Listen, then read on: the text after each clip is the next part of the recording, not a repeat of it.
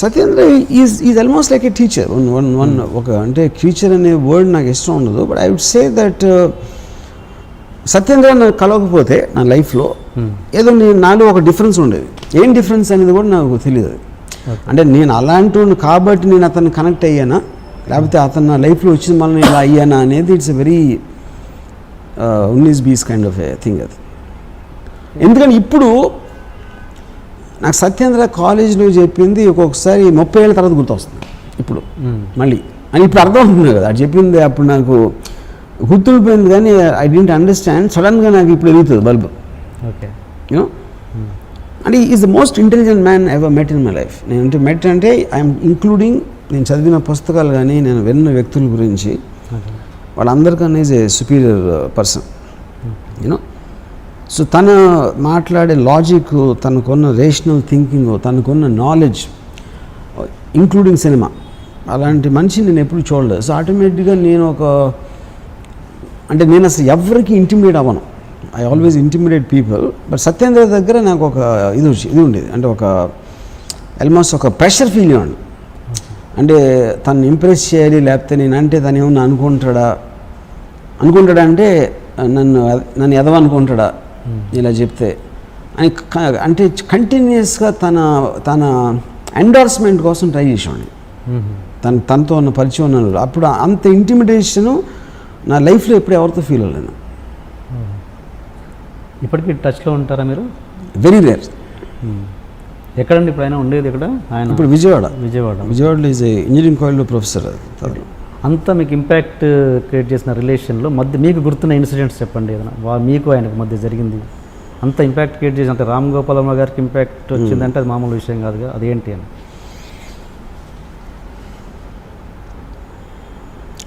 ఒకరోజు నేను విజయవాడలో ఊర్వశి థియేటర్లో పాపియాన్ సినిమా ఇవ్వడం వెళ్ళాం ఎదరం. Satyendra already popular. ఇది కాలేజ్లో ఈ వాజ్ చాలా ఎక్స్ట్రాడినరీ ఇంటెలిజెంట్ అనేది లెక్చరర్స్లో కానీ స్టాఫ్లో కానీ ఉండేది, ఆ రెప్యుటేషన్ ఉండేది. అతను క్లాస్లో కూడా ఎలా చేస్తాడంటే టూత్పేస్ట్ జైలు పెట్టిన వచ్చాడు. అంటే టూత్పేస్ట్ కదా, టూత్ బ్రష్. అంటే పళ్ళు తోముకుని ఆ బ్రష్లో పెట్టుకుని హవాయి చెప్పు వేసుకుని వస్తాడు కాలేజ్కి. వచ్చి ఆ లాస్ట్ బెంచ్లో కూర్చుని ఆ పక్కన దగ్గర ఒక పేపర్ చింపుతాడు మేడం.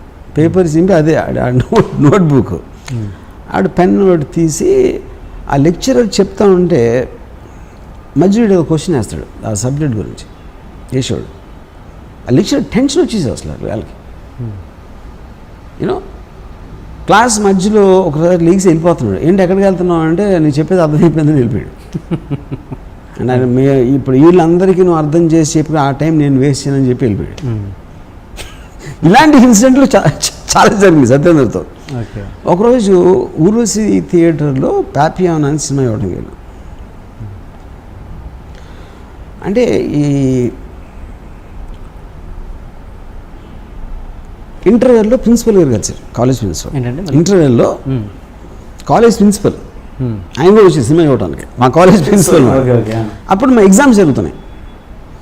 ఏంటి ఎగ్జామ్స్ పెట్టుకుని ఏంటి ఎక్కడ ఎలా వచ్చారో అని అడిగారు. అంటే అది సత్యేంద్ర తెలిసింది because of his reputation and all that. And Satyendra side కాలేజ్లో మీ కాలేజ్ చదువులు కన్నా దీంట్లో నేర్చుకోవాల్సింది ఎక్కువ నేను 7వ వస్తున్నా. నాకేం అనిపించలేదే అంత ఇందులో అన్నారు. మీకు అనిపించిందేదో నాకు అనిపించింది. సో ఆ మీకు ఏదో కనిపించినప్పుడు 7 సార్లు చూడాల్సిన అవసరం ఏంటన్న మా principal. Why do fuck your wife everyday అన్నాడు. So the point is, and you will say it with such intensity, మీకు ఇంటిమిడేట్ అయిపోతుంది. You won't even take it as an offense you know. అంటే ఈడు సత్యేంద్ర టైంలో నాకు తెలిసి ఒక 20 years ఉంటాడు ఏజ్, మేబీ 19. అండ్ మా ప్రిన్సిపల్ గారికి ఒక 50 ఏళ్ళు ఉంటాయి. ఇంకొక స్టూడెంట్ నేను తెలియదు ఆయనకి, మా ప్రిన్సిపల్ గారికి. నేనేదో సత్యేంద్ర ఫ్రెండ్ పక్కన I'm just anger on. Why do fuck your wife every day అని అడిగి చూస్తున్నాడు మహా. ఆయన అలా తిరిగి వెళ్ళిపోయారు తిరిగి. తర్వాత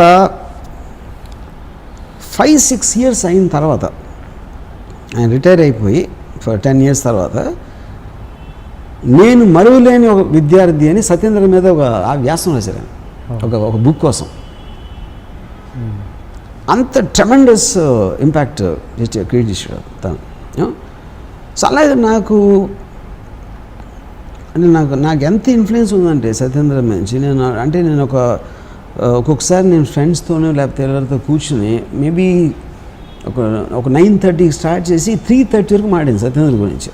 తనకి నాకు ఉన్న అనుభవాలు కానీ తనకున్న అంటే ఇప్పుడు ఏంటి తన ఏజ్ ఆఫ్ అంటే నాకు 2 years జూనియర్ అతను. నేను ఇంజనీరింగ్ కాలేజ్ 3rd yearలో ఉన్నప్పుడు తను ఫస్ట్ ఇయర్ జాయిన్ అయ్యాడు. అంటే నాకు తెలిసి మ్యాక్సిమం 17-18 ఉంటుంది ఏజ్ అప్పుడు సత్యేంద్ర. 17-18 ఏజ్లో already Friedrich Nietzsche, Ayn Rand, Arthur Schopenhauer, Descartes మొత్తం బుక్స్ అని చదివేశాడు. ఇంగ్లీష్ నాలెడ్జ్ తనకి ఆ టైంలో ఉన్నది ఇన్ని సంవత్సరాల తర్వాత నేను ఇంతవరకు ఎవరిని చూడలేదు. చాలామంది నా ఇంగ్లీష్ గొప్పగా అనుకుంటారు. నేను సత్యేంద్ర ఉండి ఇంగ్లీష్ మాట్లాడలేను, నాకు భయం వేస్తుంది అర్థం మాట్లాడటం. ఎందుకంటే నాకు తెలుసు కాబట్టి నా నాలెడ్జ్ కొన్ని లిమిటేషన్. సో వైజాగ్ నుంచి వచ్చినోడు 1983లో అసలు అంత నాలెడ్జ్ ఎలాగ పాసిబుల్ అనేది నాకు బిగ్గెస్ట్ మిస్టరీ అంతవరకు. కానీ నేను అప్డేట్ అయింది మాత్రం సత్యేంద్ర గురించి. నేను అసలు ఫస్ట్ టైం ఫిలాసఫీ బుక్ చదివింది సత్యేంద్ర మౌలానా. ఫిలాసఫీ అనే మాట వినింది సత్యేంద్ర మౌలానా. ఓకే. ఈ క్రాస్ క్వశ్చనింగ్ లేకపోతే అనలిటికల్ వే ఆఫ్ థింకింగ్ అనేది ఫస్ట్ నాకు అర్థమైంది Satyendra Maulana. So that impact is tremendously there. అంత ఇంపాక్ట్ ఇచ్చిన మనిషికి మళ్ళీ మీరు ఎందుకు టచ్లో ఉండరు? సో అది తన వలన బేసిక్గా he's a guy who doesn't want to become anything in life. అంటే తనకున్న ఒక I would know how to say that. అంటే ఇప్పుడు నాకు తను చెప్పాడు ఒకసారి, యువర్ ఎబిలిటీ అంటే ఇక్కడ నేను చాలా డబ్బును అయిపోవాలి, చాలా పేరు సంపాదించేది, లేకపోతే పెద్ద డైరెక్టర్ అయిపోవాలి, లేకపోతే బిజినెస్ మ్యాన్ అయిపోవాలి, ఇలాంటిది ఏది మీకు ఒక అంబిషన్ అనేది లేదనుకోండి, మీకు ఎంత ఇంటెలిజెన్స్ ఎక్కడ ఉన్నా you will just be by yourself. That is what Satyendra is. తనకి అంబిషన్ లేదు.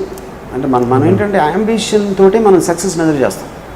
మీరు ఏం అవ్వాలనుకుంటున్నారు, మీ క్లారిటీ ఉన్నప్పుడు మీరు ఎంత ఎదిగారనే దాని మీద మీ మెజర్మెంట్ ఉంటుంది. ఏం అవ్వాలనుకుంటున్నారు అని మీకు ఇంటెన్షన్ లేనప్పుడు he probably is very happy just reading a book or writing a book. You know. Okay. మీరు ఇంత మీ గురించి తన గురించి మీరు ఇంత గొప్పగా అనుకుంటున్నారన్న విషయం తనకి రీచ్ అయిందండి?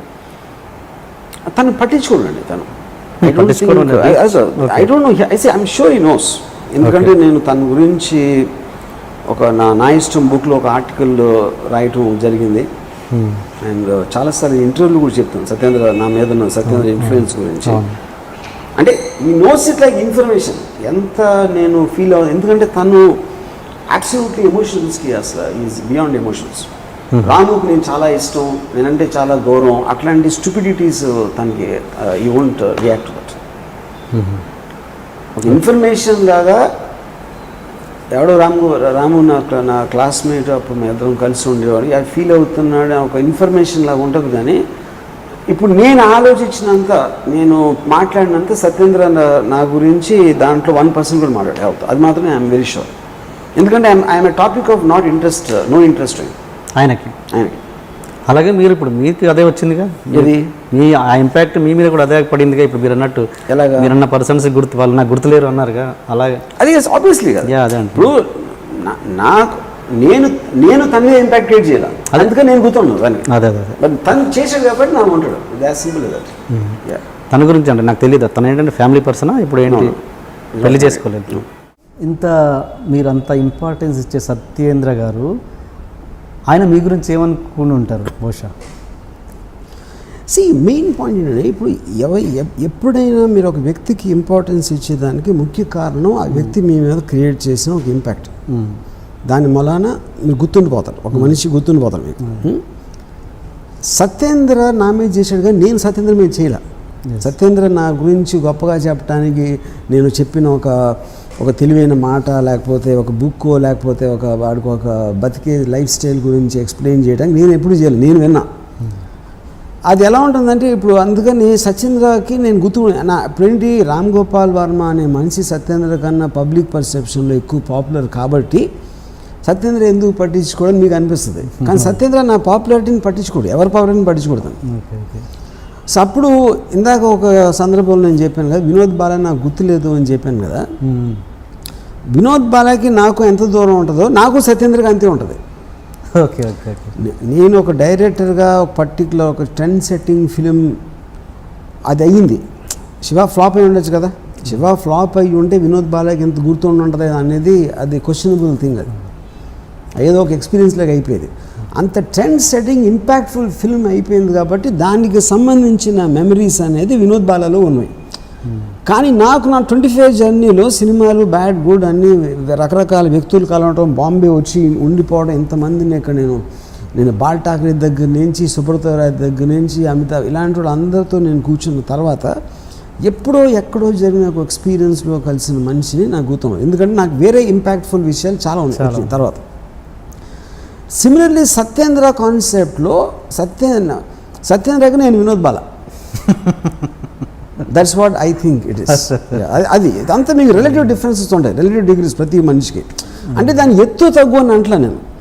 It's only I'm measuring it by మనకి డైరెక్ట్గా తన వలన వచ్చిన ఇంపాక్ట్ ఏంటి, మన మైండ్ మీద, మన జీవిత విధానం మీద, మన ఆలోచించే విధానం మీద ఒక ఇంపాక్ట్ ఉన్నప్పుడే ఆ మనిషి గుర్తుంటాడు మనకి. అంతేగాని ఊరికే ఎమోషనల్గా ఒక జర్నీ చేసాము, ఒక 6 నెలలు కలిసి ఉన్నామా, సంవత్సరం కలిసి ఉన్నామా అనే దాంట్లో ఇంపాక్ట్ అనేది రాదు. Okay okay. ఇప్పుడు ఇందాక చెప్పిన సత్యేంద్ర గురించి నేను మీకు 2 రోజులు చెప్పగలుగుతాను. సత్యేంద్ర నా గురించి 10 నిమిషాలు కూడా చెప్పాడు. అదే ఐఎమ్ వెరీ షూర్. ఎప్పుడైనా కలిసే ప్రయత్నం కూడా మీరు చేయరా? నేను లాస్ట్ సత్యేంద్రని కలిసింది ఒక 10 ఏళ్ళ క్రితం. వైజాగ్ ఏదో పని ఉండి వెళ్ళాను, ఏదో అక్కడ. అంటే అప్పుడు ట్రై చేశాను సత్యేంద్ర ఎక్కడ ఉన్నాడు అంటే, ఇది ఒక చిన్న హోటల్లో ఉంటున్నాడని చెప్పాను. అంటే ఇంట్లోంచి బయటకు వచ్చాడు, ఫాదర్ ఇంట్లోంచి ఆ టైంలో. ఒక చిన్న హోటల్లో అంటే మామూలుగా మేము ఒక ప్రొడక్షన్ బాయ్స్ అట్లాంటి వాళ్ళని పెడతాం. అలాంటి హోటల్లో ఒక రూమ్లో ఒక 4 feet by 5 feet రూమ్ అది. నేను కింద నుంచి ఫోన్ చేశాను, సత్యేంద్ర నన్ను రామ్ గోపాల్ అని పిలిచాడు సత్యేంద్ర. నేను రామ్ గోపాల్ అన్న రిసెప్షనిస్ట్ ఫోన్ చేసి, ఎప్పుడు వచ్చావు అన్నాడు. అది కాదు పైకి రా అన్నాడు. అంతే. నువ్వా ఎప్పుడు వచ్చావు అంటే మనం అది ఎక్స్పెక్ట్ చేస్తాం కదా, పైకి రా అంతే. పైకి వెళ్ళి తలుపు తీసాడు, లోపలికి వెళ్ళి కూర్చున్నాను. అంతా ఈ సెల్ బయాలజీ ఏవో పుస్తకాలు ఉన్నాయి అక్కడ. అది చేసిందేమో ఇంజనీరింగ్. కూర్చున్నాడు. నేను కూర్చున్న ఒక 30 secondsలోనే నేను తను బోరు పడుతున్నానన్న ఫీలింగ్ అది తను కనిపించిపోతాను. అంటే తనకు అప్పుడున్న మైండ్ స్టేట్లో నేను ఒక ఇరిటెంట్ లాగా వచ్చాను. అంటే తను ఏదో ఒక దాంట్లో ఉన్నాడు. మనకి చాలాసార్లు మనకు ఒక ఇంట్రెస్టింగ్ పని జరుగుతున్నప్పుడు, ఇంట్రెస్టింగ్ థింగ్ ఆలోచిస్తే ఎక్స్పీరియన్స్ అవుతున్నప్పుడు, మనకు అంతగా ఇంట్రెస్ట్ లేని ఒక మనిషి కానీ ఒక పరిస్థితి కానీ వచ్చిందంటే మీకు ఒక ఇది వస్తుంది చూడండి, ఒక బోర్డమ్ కానీ, ఎప్పుడు వెళ్తాడా, ఎప్పుడు అయిపోతుందా అనిపిస్తుంది కదా. అది నాకు తను ఫీల్ అవుతుందని నాకు అనిపించింది, తెలిసిపోయింది నాకు. అందుకని జస్ట్ ఒక 2 నిమిషాలు కూర్చుని నేను వచ్చాను. మీ నెంబర్ కూడా అడగలేదు? నెంబర్ ఉంది తను అప్పుడప్పుడు. దాని తర్వాత just once in 6 months 8 months ఒక మెసేజ్ చేస్తాడు, ఏదో ఒక దాని మీద తను రాసే ఒక బుక్ గురించి. అది నాకే స్పెషల్గా చేస్తాడని కూడా నేను అనుకోను. Maybe shares it with some people. అంటే నాట్ దట్ ఈ డజంట్ హ్యావ్ ఫ్రెండ్స్. నాకు తెలిసి సత్యేంద్ర ఫ్రెండ్స్ అనేది లేదు, రిలేటివ్స్ ఉండరు. అండ్ నాకు చాలాసార్లు అనిపిస్తుంది, అంటే నేను స్టూడెంట్గా ఉన్నప్పుడు నా ఫెలో స్టూడెంట్ కాబట్టి నేను ఒకలా ఉన్నాను. ఇప్పుడు అదే కాలేజ్లో తను ఒక ప్రొఫెసర్, ఇప్పుడు మెకానికల్ డిపార్ట్మెంట్లో. ఇప్పుడు అదే కాలేజ్లో, మేము ఇద్దరం అదే కాలేజ్లో ఉన్నాం, సిద్ధార్థలో. ఓకే. తన దగ్గర ఉన్న స్టూడెంట్స్కి తనకి ఎట్లా రిలేషన్ ఉంటుంది అనేది నాకు బిగ్గెస్ట్ సస్పెన్స్ అది. ఎందుకంటే మేము ఇద్దరం ఒకే రూమ్లో ఉండేవాళ్ళం, ఇద్దరం కలిసి సినిమాలకి వెళ్ళేవాళ్ళం, ఇద్దరం కలిసి రాత్రి I mean we spend lot of time. So ఆ కైండ్ ఆఫ్ అసోసియేషన్లో అప్పుడున్న పరిచయానికి ఐ మీన్ తను చెప్పేదానికి ఇప్పుడు ఒక బంచ్ ఆఫ్ స్టూడెంట్స్ క్లాస్ రూమ్లో ఉన్నప్పుడు తను ఏం చెప్తాడు అనేది నాకు ఒక బిగ్గెస్ట్ మిస్టరీ అది. బట్ ఐఎమ్ షూర్ సత్యేంద్ర ఏమాత్రం పరిచయం ఉన్న ఎవరు కూడా తన బ్రిలియన్స్ని గమనించలేకపోవటం అనేది జరగదు. అంటే వాళ్ళు మహా డంబ్ అవ్వాలి, అన్ఇమాజినబుల్లీ డంబ్ అవ్వాలి. అంటే ఏంటి ఎందుకు మరి అంత చిన్న రూమ్లో ఉండడానికి కారణం ఏంటి? అప్పుడు డబ్బులు ఉండేది కదా కదా, because we couldn't pay rent. ఇప్పుడేదో అంటే అప్పుడు ఇప్పుడు తను ఉంటానికి ఎందుకంటే తను ఇంట్లోంచి బయటకు వచ్చాడు. సో ఈ doesn't take money from his father. తను సంపాదిస్తున్నాడుగా, కాలేజ్ ఏదో అంటున్నారుగా మీరు. అంటే ఇప్పుడు కాదు, ఇప్పుడు కాలేజ్ పని చేస్తున్నాడు. నేను కలిసినప్పుడు ఒక 10-12 years బ్యాక్ అది యాక్చువల్గా. అప్పుడు మీరు ఎప్పుడు మీ పొజిషన్ ఏంటి? అప్పుడు మీరు ఎన్ని సంవత్సరాల కిందట అన్నారు మీరు కలిసింది? నేను 12 సంవత్సరాలు, 10-12 సంవత్సరాలు కాదు. అప్పుడు తను పని చేస్తున్నాడు Gandhi institute, Gandhi I don't know ఎక్కడ పని చేసేవాడు. కానీ తనకున్న ఖర్చులను విపరీతంగా పుస్తకాలు కొంటాడు. ఓకే. సో ఆటోమేటిక్గా తను ఎంత సంపాదించినా అది ఎలా ఖర్చు పెడతాడో దాంట్లో మేబీ తను ఉండే ఒక రూమ్ అనేది తను కేర్ చేయకపోవచ్చు, అది ఎలా ఉండాలి అని. సో అలాంటి దాంట్లో ఎక్కువ ఖర్చు పెట్టే బదులు తను ఇష్టం వచ్చిన దాంట్లో ఖర్చు పెట్టి ఇక్కడ ఉంటాడు. That is how he thinks. Okay. అప్పుడు అతను తక్కువ స్థాయిలో ఉన్నప్పుడు మీకు ఏమైనా హెల్ప్ చేయాలని ఎప్పుడు అనిపించలేదు? కానీ తనకి హెల్ప్ అవసరం, అదే అంటున్నాను నేను, నా పాయింట్ అది. ఇప్పుడు తనకి ఇప్పుడు సపోజ్ ఒక జీతం 50,000 అనుకోండి, తనకి 10 లక్షలు వచ్చినా అదే రూమ్లో ఉంటాడు. ఇట్ ఈస్ నాట్ అబౌట్ తన ఎఫర్ట్ చేయలేదు, తనకి అంతకన్నా అవసరం లేదని తన ఫీలింగ్.